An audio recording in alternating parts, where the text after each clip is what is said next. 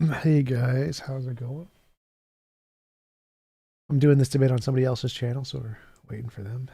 Yes, this is live, best in show. This is definitely live. I agree. I agree. God, that is one of the worst arguments for you, for sure.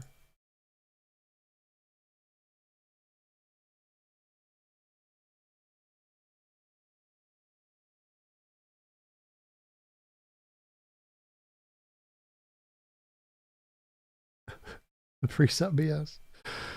Uh,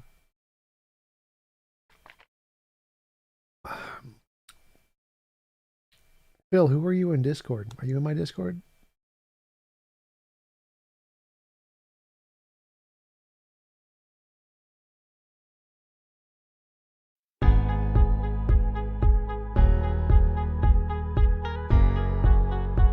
PNR is politics and religion, the Discord server. Phil, what's your name in Discord?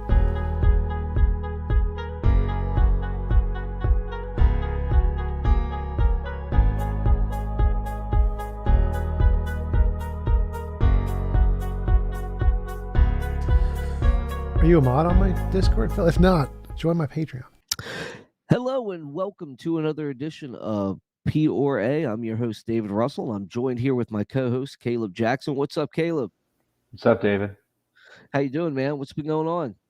It's been pretty usual, just prepping for a lot of debates, a lot of writing, just going back and forth between life and this. So it's nice to be here. Nice, man. Well, everybody, today we got a really good debate coming for you, or discussion. It's going to be kind of informal. We've got TJump, his first time on the show. So let's welcome him real quick. What's up, Tom? Not much. How are you guys doing? Good, man. Why don't you tell us a little bit about yourself and your channel and what you do, man? I'm an atheist. I do debates on whether or not God exists and usually invite on professors and philosophers. Check out my Discord, discord.io/TJump. You can sign up as Patreon, be a mod, host conversations with annoy people. That'd be great. Right on, right on. So what got you into all that, man? Well, I was started inviting out professors to coffee and recording conversations with them because I couldn't remember everything in the conversations. And then I would upload them to my YouTube channel, and I'd happen to start getting a decent following from doing that, and turn it into a career. Wow. Yeah, it's kind of funny, man, because I didn't think you could forget things, man, because you're pretty sharp when it comes to debating and stuff like that. So, but if you guys don't know Tom, man, you haven't been around this community a lot. So, our next guest here is Dale Glover. He's no stranger to the show. So, let's welcome Dale. Hey, David. Thanks for having me. Of course. Why don't you tell us a little bit about your ministry and what you got going on? Yeah, so I'm the host of the Real Seekers podcast. I basically, same as Tom, sometimes I'll have professors on and that sort of thing to discuss various aspects related to the philosophy of religion and the truth of Christianity. I also am the co-host of the Theo Geeks podcast with Mr. Russell himself here. So I do that once a month, and yeah, that's me. Right on. Well, guys, we have an exciting show for you.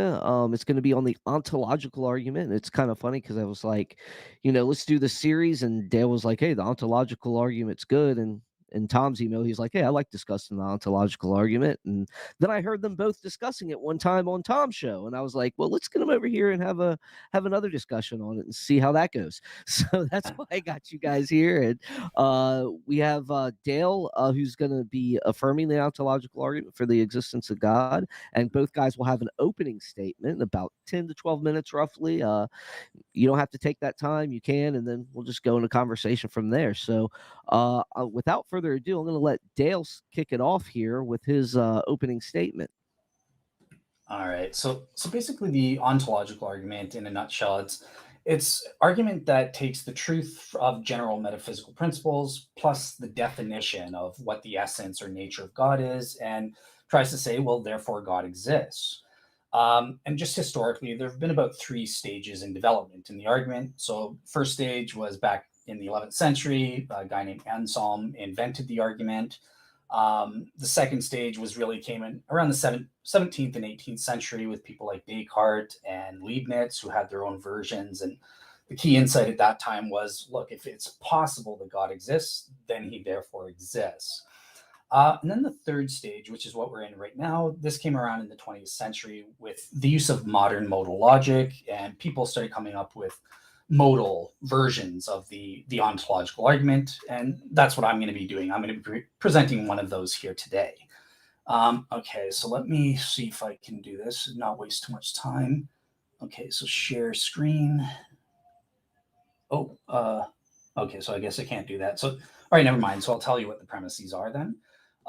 Okay, so premise number one of the argument is that it is possible that a real maximally great being exists. And TJump, make note of that real maximally great. So it's slightly different than planting is. Premise two, if it is possible that a real maximally great being exists, then a real maximally great being exists in some possible world. And if premise three, if a real maximally great being exists in some possible world, then it exists in every possible world. If a real maximally great being exists in every possible world, then it exists in the actual world. And obviously, premise five, if it exists in the actual world, then it exists. So that's the conclusion, that a real maximally great being exists. So just some quick definitional clarification here. So in terms of possible worlds, what do we mean by that? I know TJump is well familiar with it, but for the sake of the audience, it's basically in modal logic, it's a helpful visual aid or a heuristic to understanding the modes that a thing can exist in. So things can be logically necessary. And possible world semantics, that just means that it exists in every single possible world. There are contingent things. So those are things that exist in some possible worlds, but don't exist in others. And then there are logically impossible things like square circles, married bachelors. They don't exist in any possible worlds. So that's what we're talking about when we're talking about possible worlds here. Secondly, and most importantly, what the heck is a real maximally great being? So basically, I'm taking this as a modification from Dr. Yujin Nagasawa's 2017 work. And he defines it simply as, quote unquote, a being that has the properties of both real maximal excellence plus metaphysical necessity. Okay, so great. So what is a real maximally excellent being then? And that's just defined as minimally. It's a being that minimally has the maximal consistent, or what philosophers call compossible set of knowledge, power, and benevolence. So that's the definition of what that is. So, okay, great. So with that set in place, what can a skeptic say? There are basically four main common substantive objections to an ontological argument that people can give. So the first is just to deny outright that it's logically valid. People can say, well, look, the conclusion doesn't follow necessary and inevitably from the presumed truth of the premises. It's not truth preserving, as philosophers say. Secondly, it might be valid proper, but perhaps we're committing a logical fallacy, and in that case, it would be invalid. So the main one that I prepared for was begging the question. I know that TJump thinks we're committing other fallacies as well, like the reification fallacy, for example. So cool. And also you can object to it. Okay, maybe it's valid. It doesn't commit any fallacies, but it's unsound. One or more of the premises are untrue, or at the very least, we're not epistemically warranted in believing that they're probably true on a balance of probabilities. And one of the main ways of doing this is arguments through parodies. So you'll see a bunch of stuff, parody arguments. So yeah, just going into that a bit. Let me see how much time I've got. Okay, perfect. So in terms of the logical validity, pretty much nobody denies whether you're atheist, skeptic, or not. In fact, TJump himself admits that the argument is logically valid. The conclusion does follow necessarily and inevitably from the presumed truth of the premises in the argument. Now, in terms of begging the question, I'll just address that because that was the fallacy I thought was most common. So begging the question is a fallacy where basically if your main reason or a necessary part of your reason for accepting the truth of one or more of the premises comes from the fact that you just accept the truth of the conclusion. Well, that's called begging the question, and that's fallacious reasoning. So it's kind of equivalent to saying, look, either this real maximally great being exists, or the moon is made of green cheese. Premise two, the moon is not made of green cheese, therefore this real maximally great being exists. Well, that's begging the question. The only reason I accept the first premise is because I believe the conclusion already. And in terms of the modal ontological argument, we're obviously not doing that here. We have independent reasons for believing the truth of each of these premises, and in that way, we're not just assuming the truth of the conclusion. All we're doing is basically showing that the first premise is logically equivalent to the truth of the conclusion. If it's possible that this necessary being exists, well, then that's the same as it's necessary that this being exists. This is an axiom known as axiom S5, or there's axiom B if you want to get this as well. Okay, so with that said, what about the soundness? That's really what the debate's about. And in terms of the soundness of the argument, are these premises actually true or not? It may surprise some on here that basically all of the premises 2 through 5, are almost universally accepted. There might be a couple of objections to axiom S5, for example, for one of the for premise 4, I think it is, or maybe you reject trans world identity and therefore you might reject premise 3. But for the most part, whether you're atheist, agnostic thing, everyone kind of accepts the truth of these premises. And the scholarly debate is over the first premise. Is it metaphysically possible that this real maximally great being exists or not? And just to understand, when we're talking about possibility here, we're not just talking about epistemic possibility. For all I know, maybe it's possible, maybe it's not. What do I know? That's not what we're talking about. We're talking about metaphysical possibility here. So it's an ontological notion that regardless of whether I know it or not, there is this, it is possible that this being exists. So just understand that. And okay, so how do we argue for the truth of this possibility premise? And there are 3 main ways. So the first way is based on a priori reasoning. This is how I argued with TJump in our last discussion together on his show.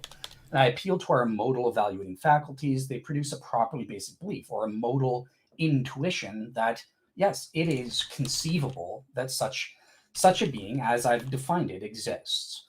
And by conceivability, I'm talking about a strict kind, not just prima facie conceivability, but what I call warranted conceivability there. So, okay, so the second way is through a posteriori, can't say it, through separate objective arguments.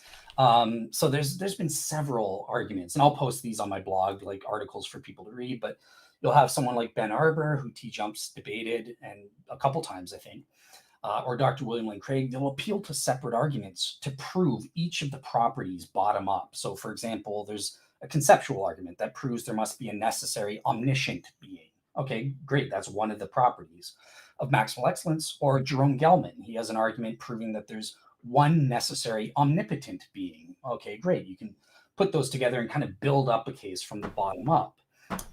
People like Alexander Proust have arguments like from the motivational center of our lives, or an experiential thing based on religious experiences that endure of this real maximally great being. He thinks you can prove that it's at least possible. Robert Madoyle has the modal perfection argument. So I know TJump did a sort of video kind of, I'll let him get into it, but he kind of takes on ontological arguments based on this great making notion. And their modal, like Kurt Gödel's version, deals with perfection or supreme, is a supreme being. So it totally bypasses this objection based on greatness and stuff like that. Yeah, so with that said, believe it or not, with the way I've given Eugen's thing here, I don't need any of this stuff. Forget all that. Pretend I fail and I lose. There's a third way to prove the possibility premise. That's through Eugen Nagasawa's top-down notion. So think of what a real maximally great being is by definition. It's a really maximally excellent being. And that is defined as omnipotent, omniscient, or sorry, as having knowledge, power, and benevolence, real properties demonstrated every day with human beings, to the maximal consistent set or compossible degree. Um, Whatever that degree entails, whatever that is, that's what it is. So it's premise one is true by definition. You can't deny the truth of the premise, given Eugen's argumentation here. So yeah, I think that's it. Let me see how much time I have. 10 minutes. So just last word about parodies. So the parodies are basically parallel arguments. They kind of parallel the structure of this modal ontological argument, but they argue for absurd conclusions that the theist doesn't want to have. And I've kind of categorized it. There's three categories of parody argument here. So the first is the one that was first chronologically. You can argue for something like a maximally great insert X here, a maximally great pizza, a maximally great island, or really maximally great island, or something like that. That's absurd. So, okay, shoot, I guess the modal ontological argument fails. Secondly, you have the 30 necessary, seconds, Dale.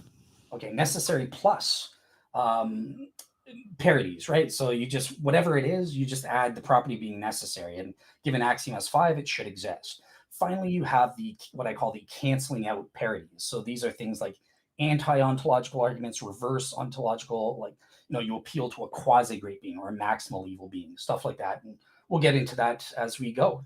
But for now, I'll shut up. All right. Well, Tom, it's the floor is yours, my friend. Okay, so the ontological argument is fundamentally flawed and one of the most terrible arguments ever because all it's doing is defining God into existence. Sure, it's valid, but you can make a valid argument of anything. It's only playing with definitions. So because it's only playing with definitions, it's strictly analytic, and there can be no soundness. It can't be sound because it's purely analytic. So it's like it's 1 + 1 = 2. Like, all right, but that does tell us anything about the world? Nope.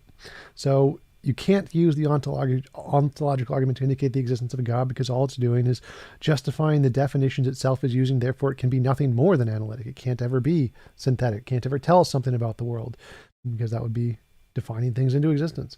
And we can demonstrate this because all of the adjectives in every single version of the ontological argument are arbitrary, great, maximal, special. Doesn't matter what adjective you want to use. They're all arbitrary. You can just change the definition to anything. I can say that all of his definitions of greatness are wrong. They're all just things he got them wrong. The actual definition of greatness has to entail magical pineappleness. If it doesn't entail magical pineappleness, then it's not true greatness. It's not true maximal, not true special, not true whatever you want. It is not the truly maximal thing. Therefore, the truly maximal thing must entail magical pineappleness, which also entails no consciousness, can't be conscious. So, the true maximally great being that exists in all possible world is the magical pineapple, which isn't conscious, which disproves the Christian God or the ontological argument he's arguing for. So you can just make up whatever alternative definition of greatness or maximal you want, say this is the thing, and then the argument will work equally as well for that because all it's doing is circularly referencing the definition its own created to say that the thing I define as great, it must exist because I define it as great. Clearly false. And that's all I really need. I can conclude there. We can go into the open discussion. Awesome. Well, with that said, Dale, I'm going to let you go first, and you guys can just open it up from there and discuss it however you want. We'll moderate in case we just need to get y'all on track or if y'all lose track, but I don't expect that happening. So we're just going to kind of fade out in the background, and I'll let you start with the questions, Dale. Okay. So there was one. I got 4 objections from that. So thank you for making that short and concise. So the first objection I got from you is, look, you're just playing with definitions, and it's purely analytical. So what's the problem? So I would say yes, you're allowed to do that. We're allowed to make up. Philosophers do this all the time in arguments. They make up definition. Look, God equals this, or whatever it is equals this, but through the truth of the premises, you admit they're logically valid. If so long as those premises are true, and we have independent reasons for believing they're true, it doesn't matter. The conclusion is necessarily and inevitably true. You can't deny the truth of the conclusion, whether you think it's just playing with definitions or not. Sure. Okay. Well, the problem is that you can just change the definition and it will always work. So like in any valid analytic argument. A equals B, B equals C, therefore C equals A. If you can fit anything you want into those letters, and it's always going to work. So I can say dogs are chickens, chickens are cats, therefore cats are dogs, and it'll still be valid. So the problem here is that if there's nothing that actually shows your definition corresponds to reality, we can replace it with any other definition, and the argument will still be equally as analytically valid. So even though your argument is valid, we can change the definition to anything we want, magical pineappleness, and it will still be equally as valid. And since both arguments work equally as well, it leads to a contradiction because both can't be true. You can't be both magical pineappleness with no consciousness and the God that you're arguing for. Therefore, the argument doesn't tell us anything about the world. It's purely definitional. Gotcha. So I think that's true in terms of validity. But where I think your objection would fail is in terms of the soundness of the. So if we said as the possibility premise, for example, it's maximally excellent being plus necessary as I've defined it. So it's got the maximal set of power, knowledge, and thing. Plus, it's got the property being a square circle. Well, that fails. That's an unsound premise because a square circle is logically impossible. That is not a conceivable concept. And I might argue the same in terms of a magical pineapple. So remember, my definition is a minimal one. So I'm open to other properties. Obviously, as a Christian, I'm going to want to say that a real maximally great being is consistent with the truth of the Christian God. So I guess I would just need to find out, what do you mean by a magical pineapple? And would that truly be consistent with a necessary being, depending on how you define it and stuff like that? Well, that's the point here. I define a magical pineapple as the maximally great being, and you can't show that that's incorrect. You can only say, I disagree with that definition, which is just your opinion, and there's no evidence for it, which means you can't show soundness of the argument because it's purely analytic. It's just definitional. There's no truth to it when it corresponds to reality because it doesn't correspond to anything. You're just saying there is a letter X, and X exists because I think it has the property of existence. It's not how it works. Well, this pineapple, through the truth of the argument, it would also have to be omniscient. Nope. That's your definition of maximal, not in mine, and I think yours is false. Yours is false. Prove your definition entails omniscience. Okay, so you're just saying, so a real maximally great being is just a magical pineapple. That's the only property it has. The only one I need for now. Okay, so can a pineapple be eaten? Yes. Only the maximally great being must necessarily be eaten. If it can't be eaten, it can't be maximally great. Great. So then that's an incoherent definition because... No, it's perfectly coherent. No, because it can't be, by definition, it can't be necessary then, and it can't exist in all possible worlds. No, it can be necessary and exist in all possible worlds and be eaten. There's no contradiction there. No, because, well, the concept of being eaten entails that it stops existing. So no, it doesn't. When we talk wait, let me address right there. So okay. I can eat a gold brick. The gold brick is still there.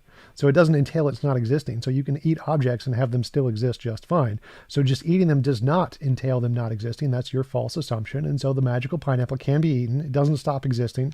You taste it just fine. It makes you satisfied and hungry and makes you lose weight. It still exists and it doesn't stop existing. And you can eat it as many times as you want in all possible worlds. So your assumption there is false. You have falsely assumed that somehow in this definition of being eaten, it entails that it be destroyed, and that's false. Gotcha. So I would just, okay, so you mean he just swallows it. It's kind of like Zeus's daddy. He just swallows it. No, it's a magical pineapple. It can actually go into your stomach. It can be dissolved and still exist at the same time because it has a multi-dimensional state, to steal the gin quotes. So, okay. Yeah, so I would just say that's... You're not talking about a pineapple at this point. No, it's still a pineapple. So your definition of pineapple here doesn't matter. It's my pineapple, not your pineapple. So. Okay. Well, I can conceive of circumstances where this magical pineapple doesn't exist. And if you keep playing with the definition, it's kind of going into like Lewis Wolpert thing. I can conceive where the Christian God doesn't exist. So is okay. Well, that's a good point. So I would just say, look, with the pineapple, there are circumstances that are conceivable where this thing doesn't exist. Like, and with the Christian God, there are circumstances where the Christian God doesn't exist. So that applies to both. So if you think that's a defeater, that applies to defeater to your ontological argument as well. Gotcha. So I think this is the best objection that you raised in our first talk. And I would just say, so in the first place, my answer is still the same. No, you can't.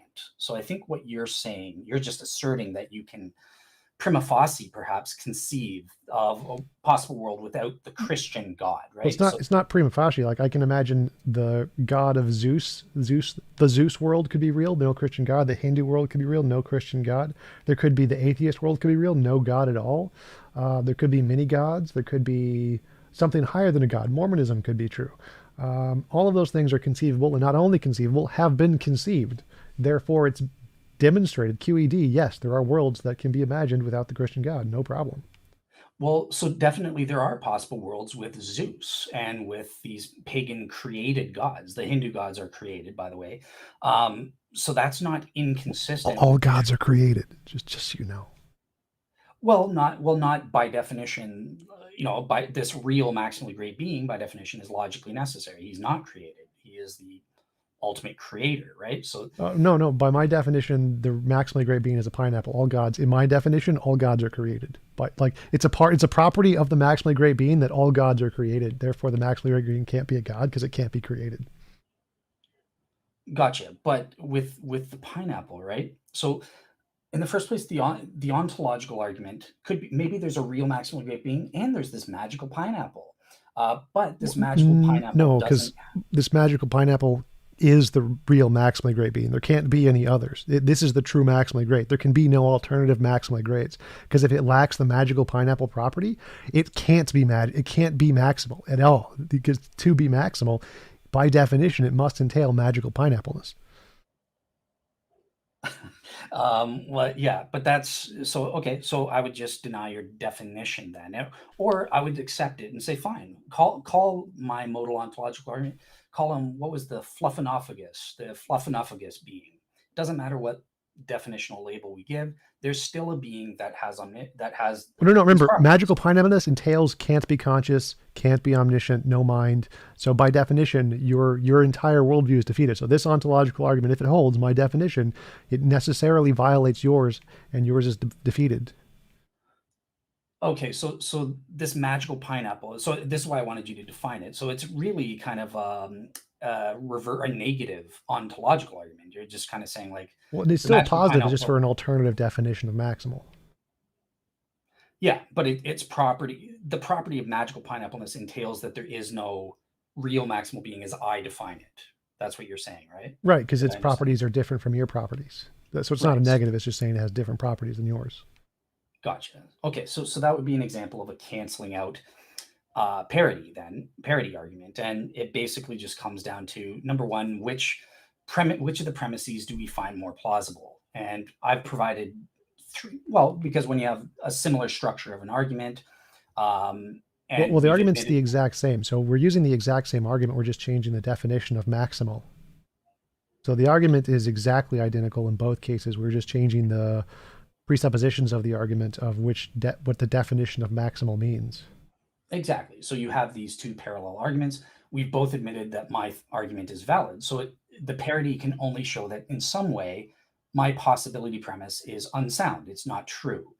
And in that case, we just have to go by, well, based on the evidence, the independent reasons for accepting my premise one over your magical pineapple possibility premise. And I've given three ways of going that. So there's that a priori conceivability thing. There's Go like explain them one at a time. So a priori conceivability, how is that an argument for yours, not the magical pineapple? Because I can conceive of a great, maximally great magical pineapple, and my audience can conceive of a magically great magical pineapple, so it's conceivable as well in all possible worlds.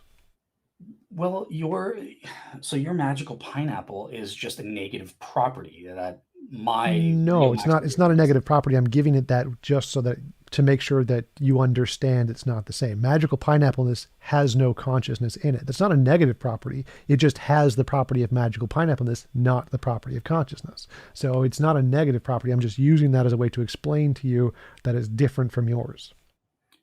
Gotcha. So let me put it this way: with the magical pineapple, are there any circumstances at all that you can conceive of? And I'm talking about not prima facie warranted conception. You seem to understand the difference, or what Lewis calls ideal, or Chalmers, sorry, calls like ideal conceivability or something. Are there any circumstances where the laws of logic are true, but that magical pineapple, doesn't exist at No, it any exists in time, all possible worlds. at all times. Yep. Okay, so you're just saying it's logically necessary then. Yes. Okay, sorry. Yeah. Yes. I mean, the only difference between the magical pineapple and your definition is the consciousness part. Okay, so this is where I would appeal possibly again to the conceptions. If you're saying you personally just can't conceive of that because you can conceive of knowledge, right? Beings have knowledge. This is a property beings have, right? Sure. Some of them, not all of them. Doesn't matter. So some beings have property of knowledge, having property of knowledge. Yes. And there are Some beings have the degrees. property of hunger, and some beings have the property of mass. Cool. Are there degrees of knowledge? Do some people have more knowledge? Just like there's degrees of mass. Okay, cool. So given my Eugen Nagasawa's top-down approach, he would just say, well, there's got to be a finite, there's got to be a maximal compossible or consistent set of knowledge a person can have. I don't know what that means. Like, I could say there's a maximum amount of mass a thing can have.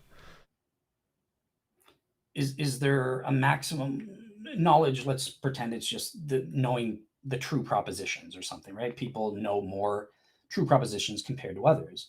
So on that basis, there's a maximal degree. I can conceive of a being that has the maximum amount of true propositions in his head and knows them.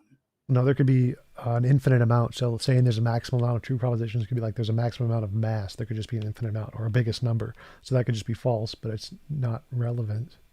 Okay, well, I would just come back with that and say, well, there is no such thing as an actual quantifiable infinite. I know that's more an argument for the cosmological argument, but that's how I would kind of respond to that and say, no, there is a finite set. The universe is literally infinite, but that's again not relevant to your argument.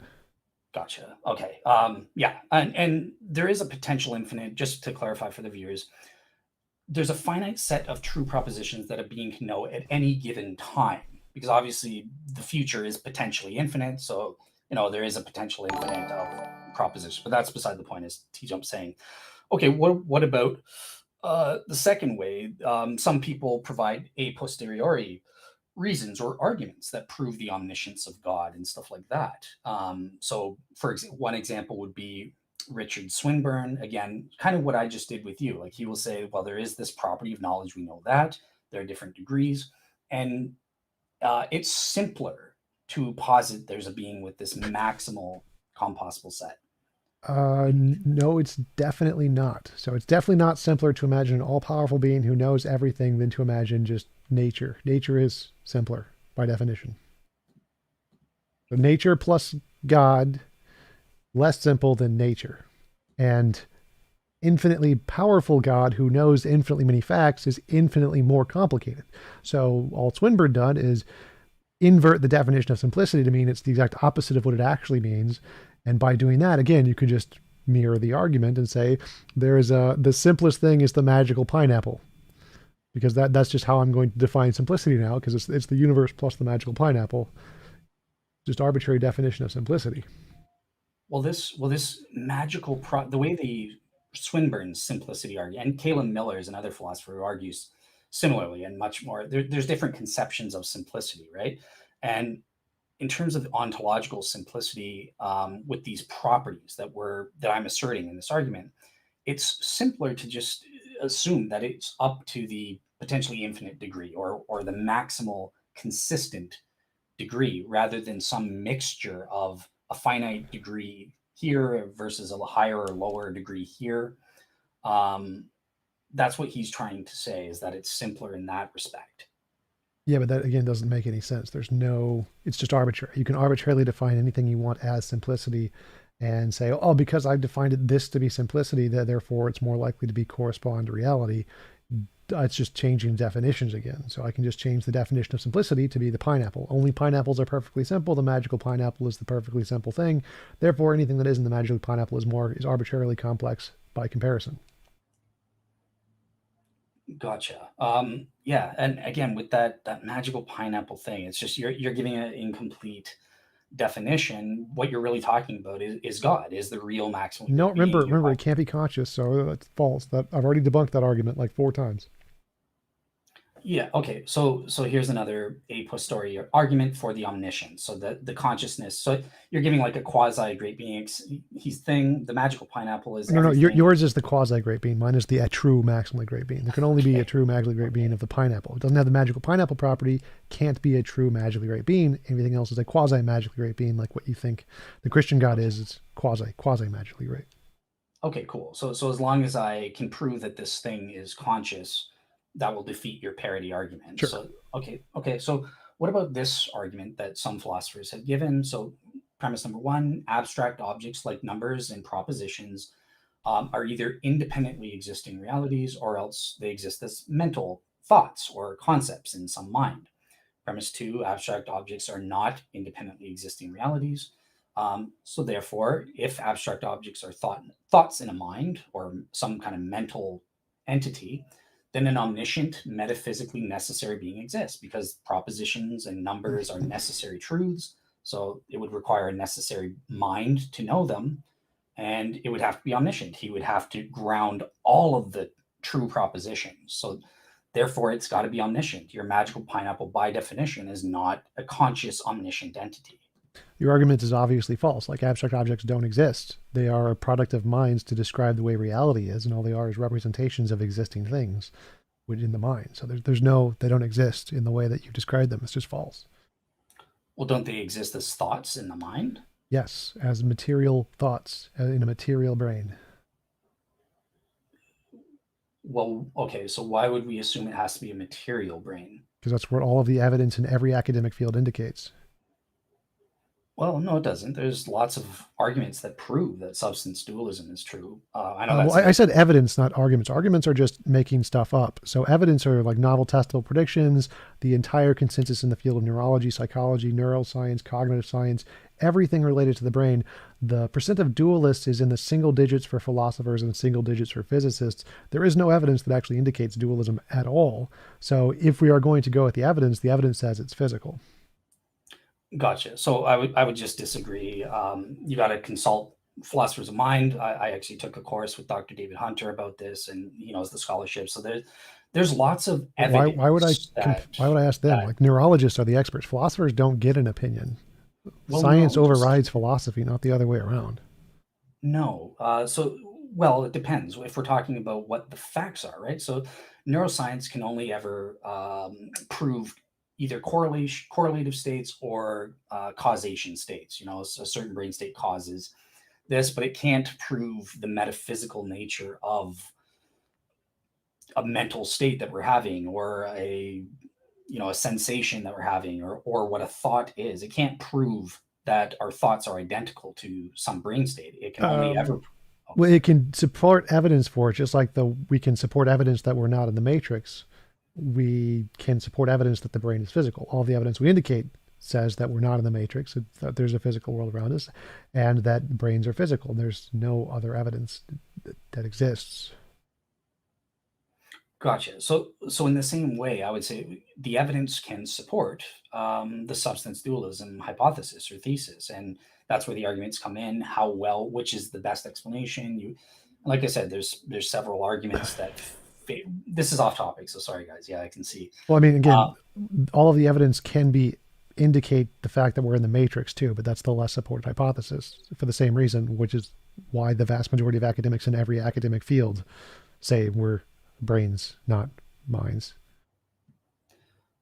Gotcha. Okay, but it doesn't prove it. Okay, well, how about this then? We don't need to prove. We just need, what does the more evidence indicate? Like, the more evidence indicates we're not in the Matrix by a 99.99%, and the more evidence indicates we're physical brains by 99.9%.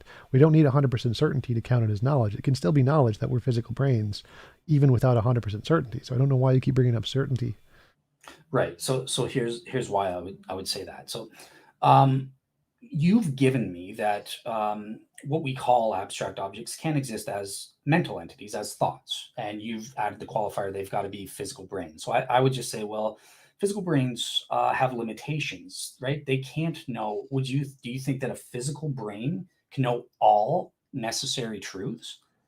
I don't think any brain can know all facts at all due to like basic problems of Gödel's incompleteness theorem and the similar related problems, Wittgenstein's paradox of omniscience. It's literally impossible to know all facts, even if you are an omniscient mind. It's just impossible. So omniscience entails logical contradictions, and it's not possible for the necessary being to be omniscient. It literally cannot be. Oh well. Let me interject here, guys, real quick, because I want to give Tom a chance to lead the argument as well. I'm happy with this. This is So, fine with me. okay. If you're happy with it, then we'll continue. Because mine would just be, okay, provide a reason to think your definition is true.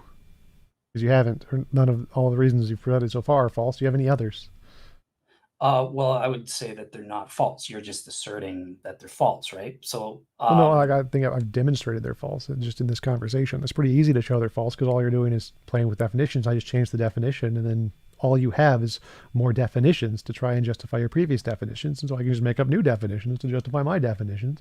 And you got nothing. So the only thing kind of evidence you could provide would be empirical. You need novel testable predictions. And until that, your arguments are always just going to fail because I can just replace your arguments with a mirrored argument with a new definition. yeah, but then the mirrored definitions either fail because they're not structurally the same, or they're not dialectically the same as No, they're Eugen and exactly identical. So they work exactly the same way and exactly as well in every case necessarily because all I'm doing is changing the noun. So they all necessarily work. You can't ever definitionally indicate any evidence because they're always going to work since they're only analytic. Until you can have some kind of verification in the external world to make it more than analytic, then yeah, every counterargument is going to work equally as well necessarily because it's also just analytic. Okay, so all right, so I'm going to go back to you said all my arguments fail. So you've actually conceded defeat when you admitted that there is the property of knowledge, beings have different degrees of it, and given Eugen Nagasawa's top-down approach, Which is it, false. So his model is obviously false. But I mean, again, the fact that we have mass doesn't mean that there's a maximum thing of having mass. The fact that we have knowledge and that there's degrees of knowledge is no different than the fact that there's mass and we have degrees of mass. Is the maximally great being the fattest of all beings because we have degrees of mass? Clearly not. Dale, can I jump in real fast with some moderator privilege and just ask for both of your all's, I guess, clarifications as far as how you're defining maximally great, or at least I know that Dale is throwing that term around. So Dale, are you thinking more in lines of like how Josh Rasmussen would say with like lacking arbitrary limits, or how exactly what do you define greatness as a property? So the property would be real maximal greatness, and it's clearly defined in the argument. And so it's not necessarily, oh, it has all the great making properties to whatever maximal degree. I'm actually defining it technically as it has power, knowledge, and benevolence, all properties that we know exist from human beings, to the maximum consistent degree, or the maximally consistent degree. That's a minimal definition. Maybe it's got omnipresence too, but the argument doesn't care about that. It just argues for these three properties. So a real maximally great being is one that has these three properties to the maximally consistent degree, whatever that degree is, plus metaphysical necessity. So it's four properties, really, minimally. And so, Tom, are you saying that the idea of greatness in this way can't really be defined like objectively? It just seems semantics to you that's arbitrary? Yeah, like you can make up any definition you want and submit it and as an alternative definition, and it will be equally as justified and equally as reasonable in all cases as the definition that he has provided. Okay. I just wanted clarification at that point. So I'll let Dale go ahead and finish what his point was that he was getting to earlier. Do you remember what I was? I think we kind of finished it. Like I brought up the point from before, the argument from before, that I hear, with all due respect, I hear TJump conceding defeat. Although he did say that it's just, so we've got knowledge to degrees, and it makes sense to say there's a maximal compossible degree that a thing can have. And you said that's not the case. Why couldn't that be the case? Why is that impossible? Well, it's like saying there's a maximum degree of mass, like where the maximum number. There's not a highest number. Like even if it was the case that there was a highest number, that doesn't mean that the highest number would be entailed in the necessary being. So it doesn't make a difference. Like this argument from continuation is irrelevant. It doesn't in any way provide evidence for or against the properties of what the necessary being are. It's completely arbitrary.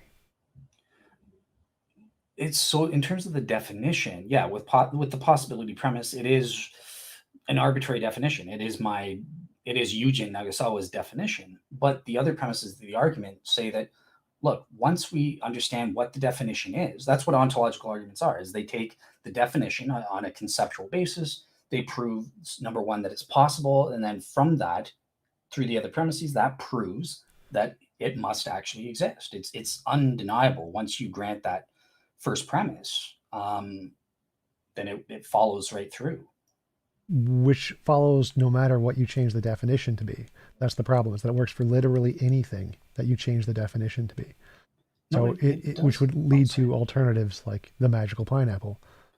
No, but it doesn't work for anything, right? So you've kind of gotten yourself. No, I could say it's a square circle and it would work equally as well. Like we can literally make up whatever definition you want. It just, all I need to show is that there's one thing that it could work in a different way, and to demonstrate that there could work in any possible way. So for example, if I say it's a magical pineapple which isn't conscious, that shows that the consciousness property of yours is arbitrary, but I can make all of them arbitrary. I can say a maximally great being is a square circle, and that would work equally as well. You coming up with ad hoc reasons why you think it doesn't work isn't evidence. Like you saying, oh, well, or a pizza, take the pizza, for example. You said pizza can be eaten, therefore a pizza can't be maximally great, because then it wouldn't necessarily exist in all possible worlds. Well, that's false. I can just say, nope, your conception of maximally great is wrong. Maximally great is actually existing in all worlds until it's eaten. And that would be equally as coherent. So, like, again, the fact that you just made up a definition of arbitrary criterion of what can and can't qualify as that definition is totally just a word game. There's no, until you can demonstrate that anything a part of your definition corresponds to reality with empirical evidence, it's just making up definitions.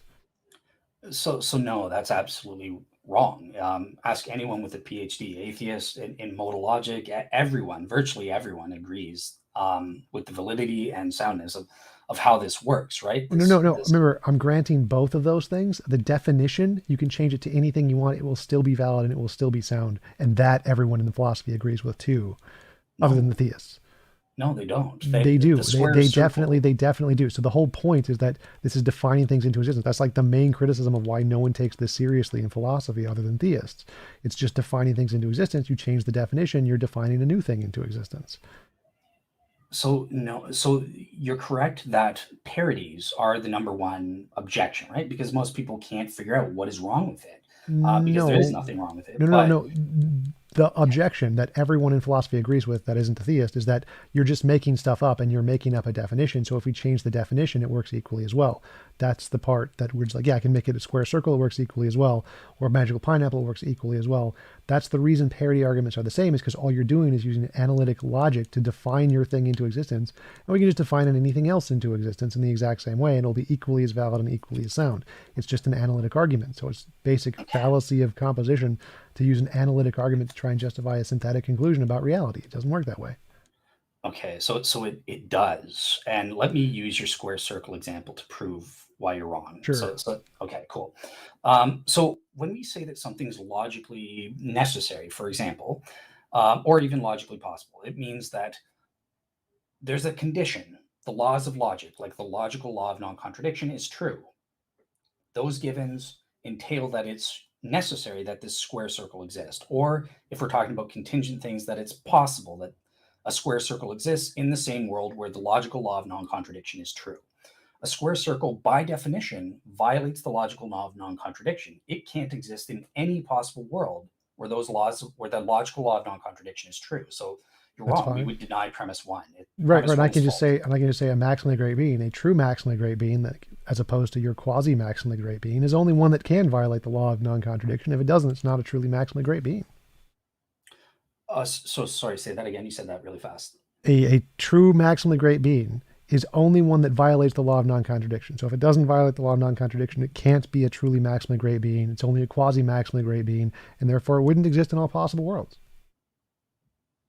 A true maximally great being is only one that must violate the logical law of non-contradiction. Great. Yep. So you're saying that there's a logical possible world where a being violates the laws of logic, where the laws of logic aren't true. No, it doesn't even matter if it's the case. So I can say I can make a logical contradiction in the definition of maximally great. I can say maximally greatness is a thing that exists in no possible worlds and a thing that exists in all possible worlds. Therefore, no maximally great being could ever exist. And I can say that that's the true definition of maximally great, and it's equally as coherent as yours, or equally likely to be true as yours. So if I just pick anything like square, circle, or logical contradictions, that definition of maximally great is equally as likely to correspond to reality as yours, even if it has a logical contradiction in it. Yeah, so I would just say no. This is a metaphysically impossible premise. It's not feasible for But that such a. doesn't matter. Like the point here is that the definition that's metaphysically impossible that I've made up is equally as likely to be correct in reality as yours. That's the point, is you're just making up definitions of what you conceive of or what you think you can conceive of. Reality doesn't care. Until you can actually demonstrate your definition that you've made up corresponds to reality, then it's no different from me making up a logical contradiction and saying it's true about reality. No, it's totally different, right? Oh. So in terms of the okay, well let me try to explain why. So in terms of the definitional point, you're correct. You can define, it's your argument. You can define anything you want. If you want to define something, a square circle, it's possible that a necessary square circle exists or something. Cool, and you can give it whatever label you want. Yep. Great, awesome. I understand. But then when we're evaluating the soundness of your first premise, it is metaphysically possible or logically possible that this necessary square circle exists. That premise is demonstrably false. It violates the logical law of non-contradiction. Things that violate the logical law of non-contradiction can't be true. There are no possible worlds where they exist. Even if you define it, oh, well, it exists in no worlds and it exists in all worlds, that's gobbledygook. Well, that's not the objection here. The objection here is which definition is correct. Whether or not, like, the fact that my definition isn't possible or couldn't be such a thing doesn't make a difference. The fact that yours could doesn't make a difference. The question is which one's correct?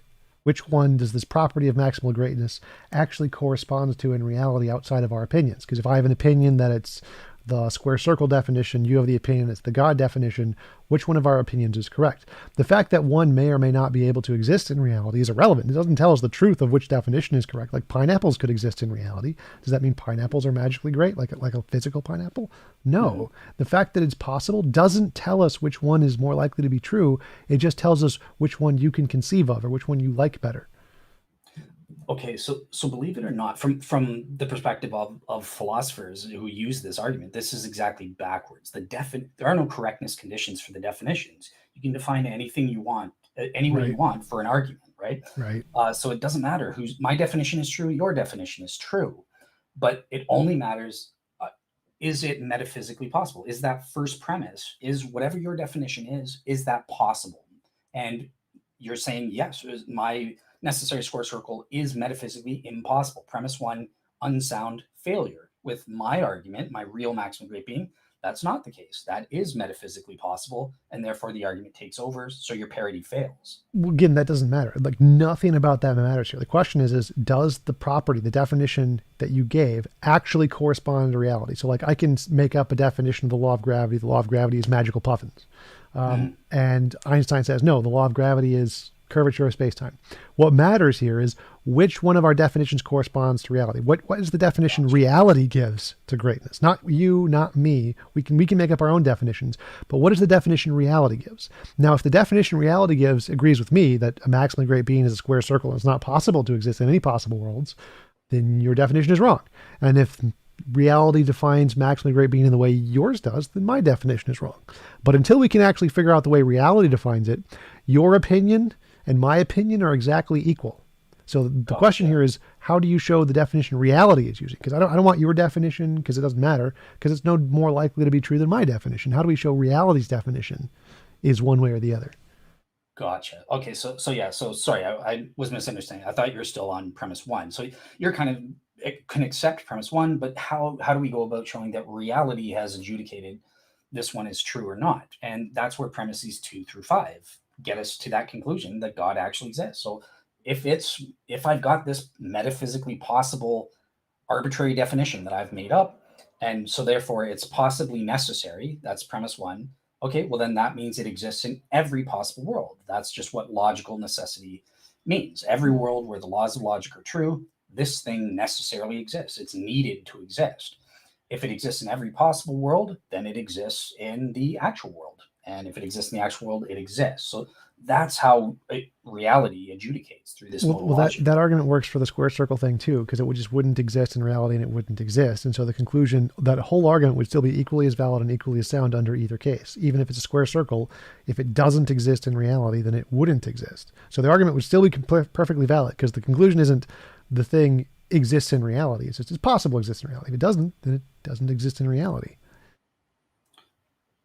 So it's true through Axiom S5 and stuff. You can just slap the word necessary on anything, right? So necessary square circle, necessary line, or whatever. And premises 2 through 5 would get you to say, okay, whatever is necessarily or possibly necessary is necessary. That's what that Axiom S5 is all about. But then it will come back to premise 1, and I'm just going to flat out deny you. I know that you say it's irrelevant, but it's not. That's not irrelevant. The whole point is here, I'm doing the exact same thing to you. Like, your definition is just made up.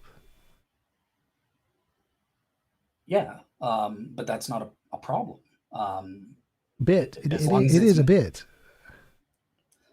So the main problem is if you can't show the difference between imagination and reality, then it's just your imagination and nothing more. Well, the way we do that is by showing, look, it's this made up definition is possible. Okay, great. In your imagination. Premise, in a possible world. In your imagination. That's what possible world means. It's in your imagination. Well, there's a difference between imaginability and conceivability, but yes, I get what you're saying. For the sake of argument, imaginability, great. But then we have premise 2, right? So then it exists in some possible world in your imagination. Premise 3 comes in. Well, because it's a possibly necessary thing in this one possible world, well, necessary means it exists in every possible world where the laws of logic are true. And then if it exists in every possible world, it exists in the actual world. So bada boom, bada bing, we've got this real maximally great being. Well, it obviously fails again, because I can just define it differently. Another way to show it fails is to say there is no maximally great being. Okay. Like I could say that there is a world where this it exists in every world but one. This one, it doesn't exist, therefore the maximally great being is false. Well, so you would just be saying, okay, there's this really maximally excellent being that's possible. It exists in all possible worlds except for one. In that case, yeah, the modal ontological argument wouldn't work, right? Because Axiom S5 wouldn't apply to it, where it's not necessary by definition. Yep. So cool. So what? Yeah, there are. So if we can imagine one world, one imaginary possible world where this thing doesn't exist, then your argument's defeated. And I've already done that. Like, most atheists do that every day. No, but the argument isn't defeated. I mean, there are lots of contingent beings that are lesser, that are not necessary. There's Satan. He's got a lot of property. He's very powerful. He's very knowledgeable. Wait. So the argument is that if I can imagine one world with no necessary being in it, or that it exists in all possible worlds except one, that's now conceivable. So it is conceivable that there is a maximally excellent being and no maximally necessary being. Therefore, it is conceivable to imagine a world without a necessary being. So I would just say, so if there's a possible world where the laws of logic are true, there's these logical laws, you've agreed with me that there are no abstract things. They only can exist as propositions can only exist as thoughts or mental entities. How can there be nothing in that world? There's got to be at least a mind that's there's like just naturalism, no God. People are in it, everything except God. So it has all of the stuff that a world has exactly like ours, no God. Okay. So yeah, again, it just comes down to the fact that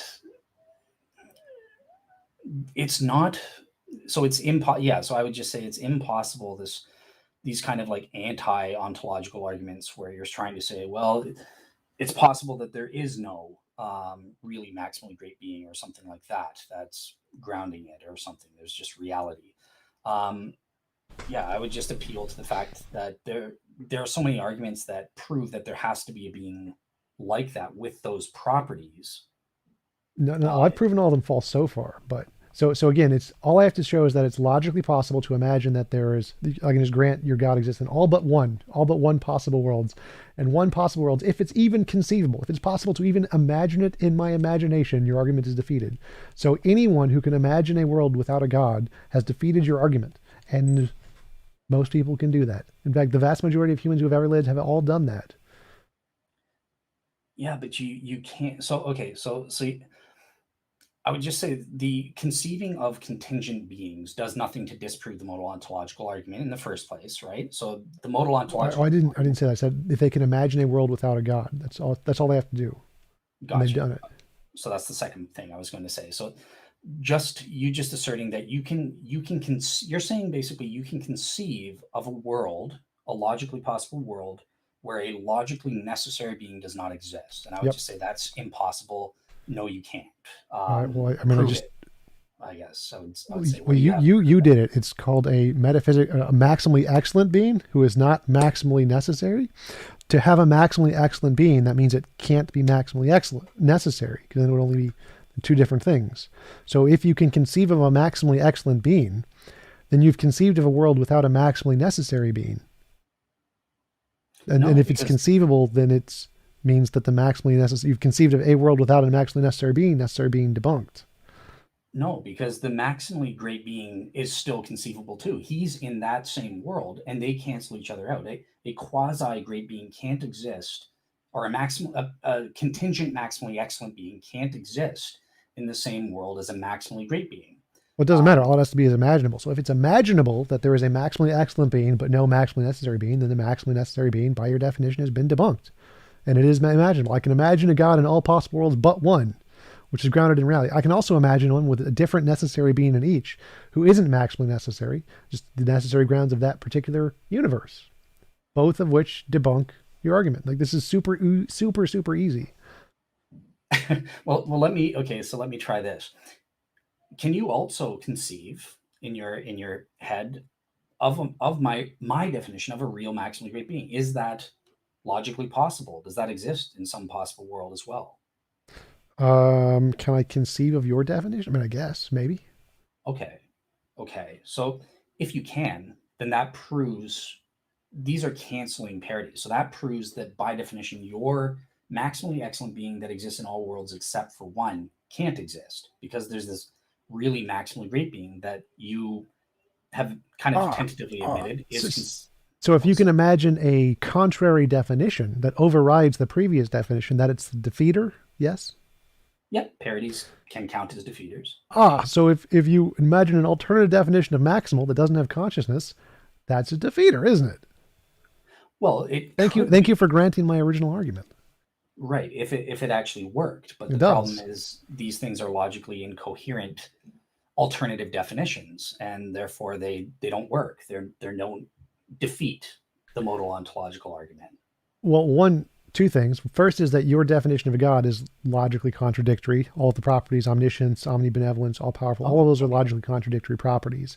Secondly, my pineapple isn't. There's nothing logically contradictory about my magical pineapple property. Interesting. Okay, so in what way, in the first place, your objection is totally irrelevant, but I'm just going to play with it for a second. In what way are omniscience, omnipotence, and omnibenevolence contradictory? Can God create a rock so heavy he can't lift it? If no, he's not omniscient and not omnipotent. Oh, Omniscience, for God to know everything, can he know? Like, I forget what the actual example is. There was a logical paradox presented something like the liar's paradox and Russell's paradox for knowledge, and Wittgenstein's problem of omniscience. It shows that it's impossible to actually know every proposition. So we know Gödel's incompleteness theorem proves God can't have omniscience, so omniscience is itself a logical contradiction. gotcha. Okay, so in that case, it comes down to, well, what do these properties entail? And remember, Eugen, a real maximally great being, has these properties to whatever the maximally consistent degree is possible. So whatever that is, that is definitely conceivable by definition, right? So it doesn't have we don't have to go from the bottom up and say, well, omnipotence would entail you have the power to make a rock so big you can't do it or something like that. But again, how do we define omnipotence, right? This is just you have the power to do everything that is logically possible to do in order to be consistent with the laws of logic.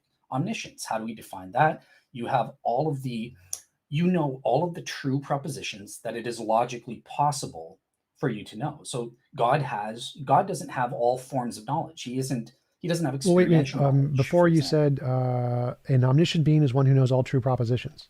Wait, now at you're any given saying time. I'm sorry.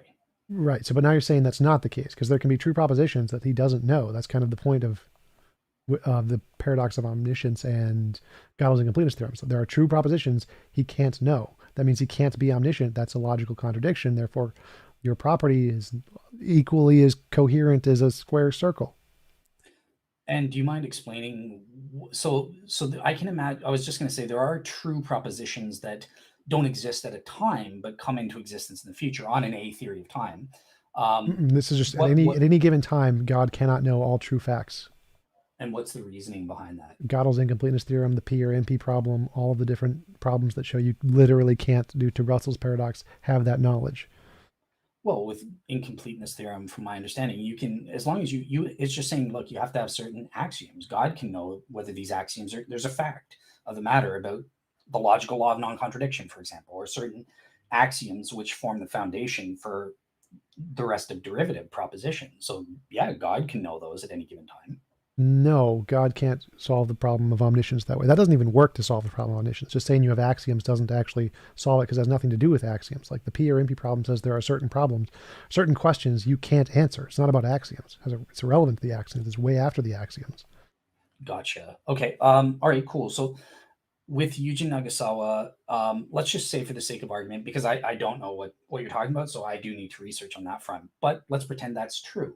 Nagasawa's argument still defeats you because it just says, look, he has all knowledge to the maximal possible degree. Great. So if there are certain true propositions that it's not possible for an omniscient being to know, cool. Omniscience is defined as whatever is possible for him to know.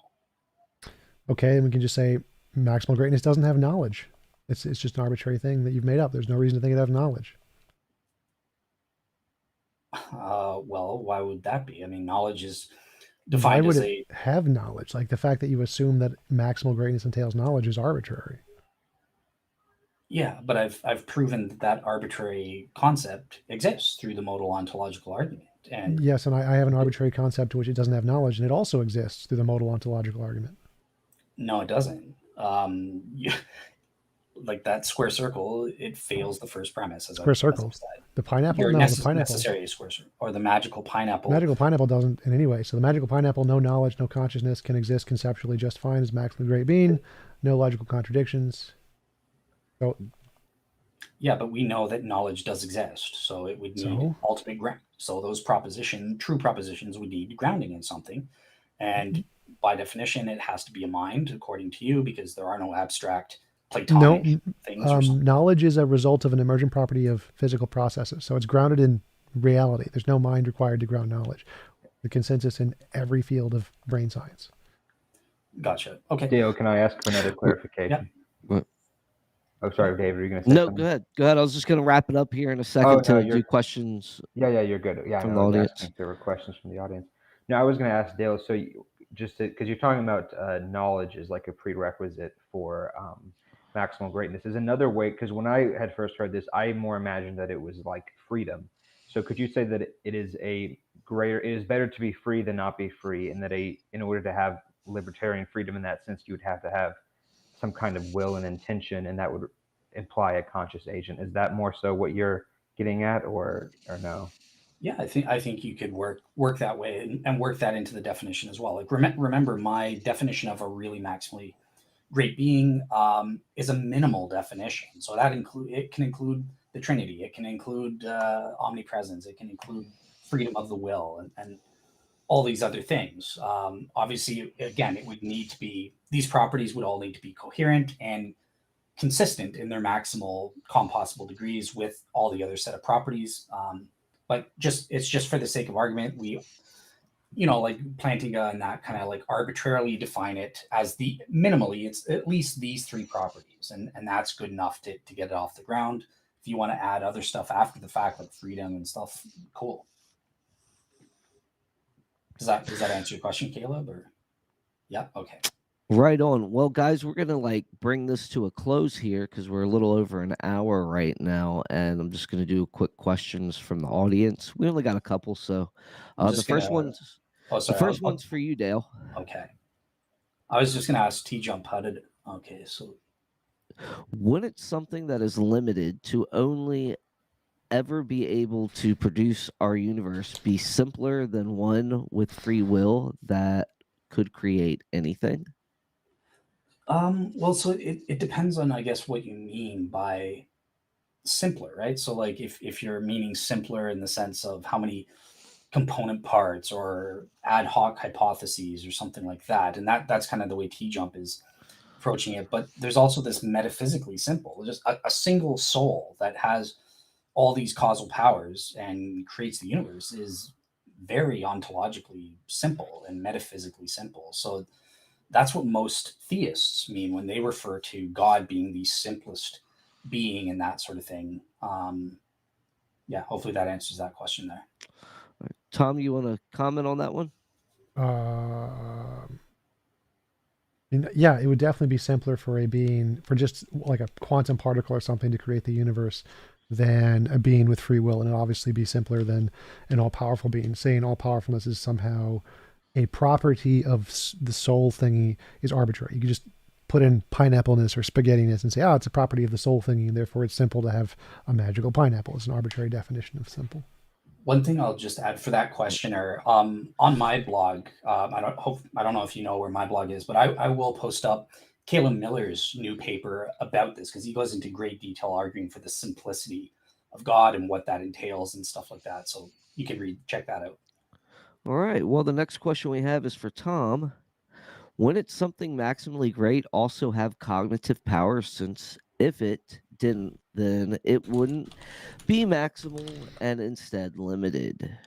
No. So complete honesty here, I have no intuition that maximal would entail intelligence. If there was such a thing as maximal in reality, there's no reason to think it would have intelligence whatsoever. I think it's more like a quantum field would be the maximally great thing that has no mind, no consciousness, just a fundamental law of nature. Seems to be the maximally great thing. Minds seem to be an emergent thing, no different than pineapples. So saying that there is a consciousness or a mind in the fundamental thing is no different than saying there's a pineapple in the fundamental thing. All right. Well, I'm gonna Dale, do you want to comment on that one real quick? Oh, so I should have read the question. I think so why is knowledge? I tried to avoid this because I remember how my conversation with TJump went last time, and we spent like a lot of time on this notion of objective intrinsic properties. And most people think that positive properties like having omniscience or something like that, or knowledge is definitely, it's good in and of itself. It's intrinsically good to have knowledge. But yeah, that's how I would kind of respond. I try to avoid that entirely using Eugen's top-down approach in this debate, though. All right. Well, we're gonna move into closing statements. Just a couple minutes here for each, and plug your ministries or your shows and so forth. So I'll let Dale start so we can give Tom the last word. Yeah, so this is my closing word. So yeah, I just want to say thank you to TJump for coming on and having this interesting debate. I hope I did better this time. I was told behind the scenes to be more gung ho than I was last time, so I tried to be a little bit more assertive there and stuff. But yeah, it was a great conversation. I think there were some interesting substantive points brought up. Good fruitful areas for more explanation. As I said, I'm going to be posting up a bunch of peer-reviewed scholarly papers on a bunch of this stuff on the arguments that I was giving, and so you can explore that in case I didn't explain it properly in the show. My thing is Real Seeker Ministries, so the blog is at realseekerministries.wordpress.com, or else just go to my YouTube channel, Real Seekers, and I've got a bunch of stuff there. All right, Tom. Yeah, thanks guys for having me on. Thanks for Real Seeker for coming and doing the debate again. It was pleasant talking with you. I don't think you need to be more aggressive. I think your demeanor is perfectly fine. Awesome. Please come to my Discord to discuss with everybody else sometime, like whenever you want. tjump.io or discord.io/tjump. Happy to have all of the guys here there. That would be awesome. Yeah, just in conclusion, I think that the ontological argument is just making stuff up, playing with definitions, and it can never tell us anything about reality. It's just definitional. That's why it's not really taken seriously in philosophy for the most part. But yeah, thanks again for having me on. Really appreciate it. Happy to come back anytime. Please join my Discord server, everybody on both audiences. And thanks. All right. Well, again, I thank both of you guys for coming on. This has been real fun. Again, y'all are welcome to come back sometime in February. We'll probably host a guest host month. So if you want to moderate a debate or get one out there yourself, you can do that on this show as well. And both of y'all invited to do that. Yeah. Anyways, Caleb, you got anything else for us before we head out? No, not at the moment. I thought So- each of them did a good job, and I hope I didn't butt in too many times to ask for clarification. Yeah. Good. So Caleb, do you have anything on Bishop Angelakis? Oh, our exorcist. Yeah. I'll contact him tomorrow. Actually, I think we're supposed to have him sometime. I think what is it, the 16th or like 2 The weeks from 30th, now? one of those. Oh, the one of those 30th. dates. Okay. 16th, Yeah, 30th. that'd be I'll reach back out to him. So I'm excited for that show. Yep. So we got a lot of great content coming for you guys in the future here. So stay tuned, and we will see you next time. Thanks. All right, guys, we're done. All right, cool. All right, man.